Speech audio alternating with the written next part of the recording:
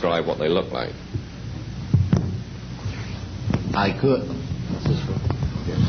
but it would probably take a whole lot of time. The reason I state that, when I got out in 1989, we had cataloged 57 different species.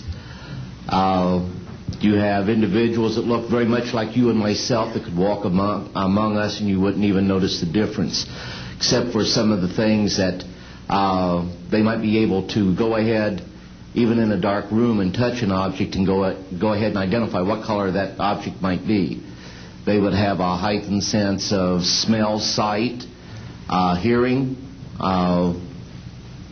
The situation is that you have various types of what we normally call grays. We didn't call them grays in the military, but you had at least 3 types of the grays. You had some that were much taller than we were. The unique thing that I'd like to point out for the most part is that the entities that we did catalog were in fact humanoid. Now this created a situation where the scientific community was trying to figure out why that would be the case, because you would expect that if life evolved on other planets that they would take on some type of other being, so to speak, not necessarily look humanoid or be bipedal such as we are.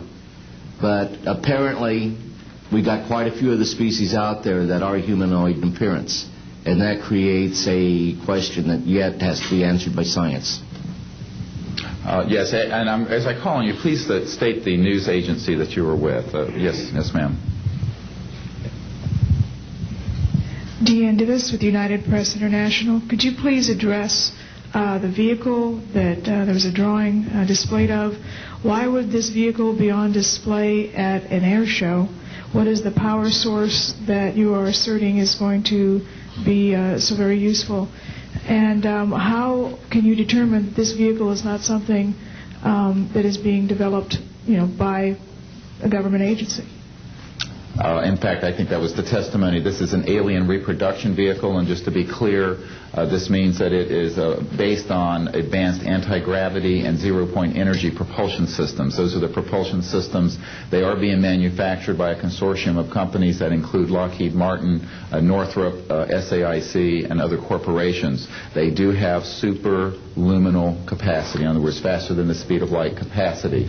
I think Mr. McCandlish and other witnesses that he's identified could go into more of the technical physics of it. I'm just a country doctor from Virginia, I tell people. I mean, really.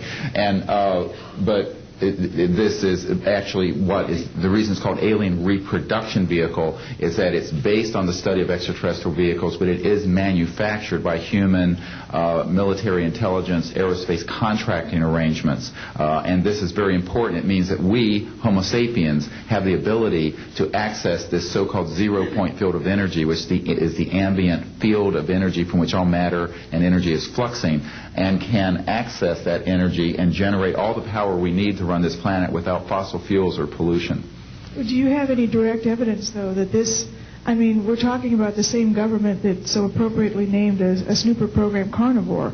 So just because it's named the alien reproduction vehicle, considering the history and the questions that have been existing for such a long time about flying saucers, I mean, do you know, is there any direct reason to believe that this is actually derived from technology?